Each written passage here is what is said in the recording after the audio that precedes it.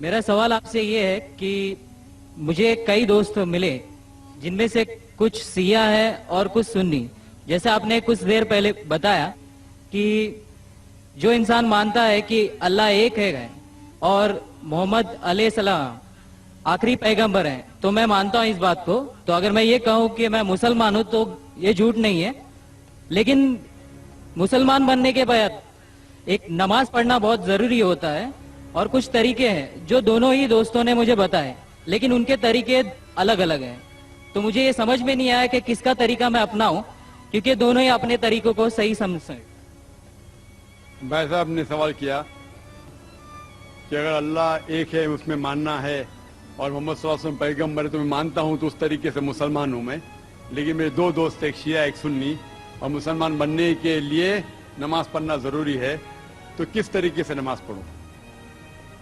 بھائی صاحب, آپ کہتے ہیں کہ اللہ ایک ہے, آپ مانتے ہیں کہ اللہ کے پیغمبر محمد صلی اللہ علیہ وسلم آخری پیغمبر ہے, تو آپ نے کہا کہ کس طریقے سے نماز پڑھوں. یہ شیعہ سنی جو آپ نے پوچھا, آپ جب قرآن پڑھیں گے, قرآن میں نہ شیعہ ہے نہ سنی ہے. قرآن میں نہ شیعہ ہے نہ سنی ہے. قرآن شریف میں کہا گیا ہے سورہ عمران میں سورہ نمبر 3 آیت نمبر 103 میں وَاعْتَصِمُوا بِحَبْلِ اللَّهِ جَمِيعًا وَلَا تَفَرَّقُوا, کہ آپ آپس میں اکٹھا ہو کے اللہ کی رسی کو مضبوطی سے پکڑو.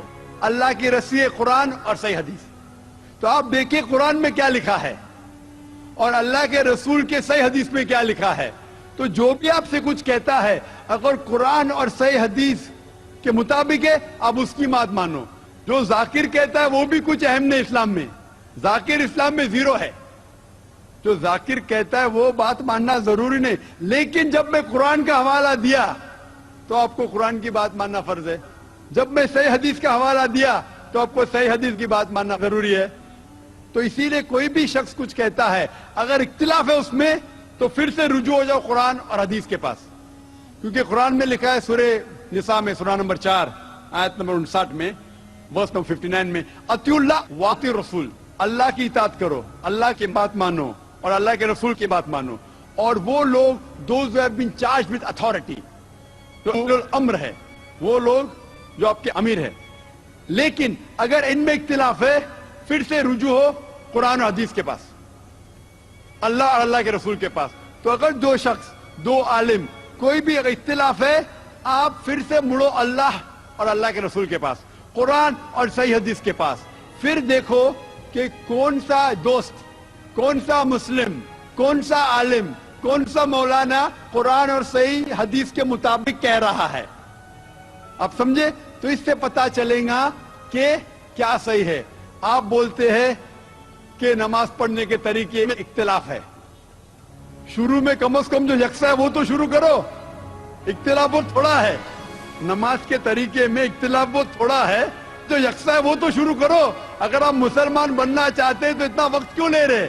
خالی نام کے مسلمان ہونا ضروری نہیں ہے, وہ کوئی فائدہ نہیں. عملی طور پہ مانو کہ اللہ ایک ہے, اس کی عبادت کرو اور آخری رسول محمد صلی اللہ علیہ وسلم پہ ایمان لاؤ.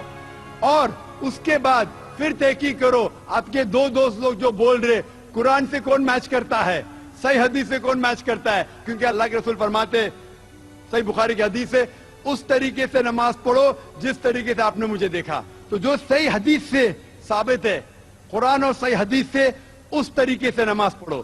لیکن اگر 19-20 فرق ہے, کم از کم جو یکساں ہے وہ تو شروع کرو. اختلافی باتوں پہ تحقیق کرو, انشاءاللہ پتہ لگ جائیں گا آپ کو کیا صحیح ہے.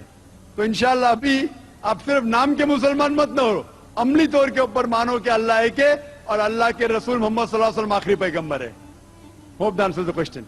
Thank you, sir.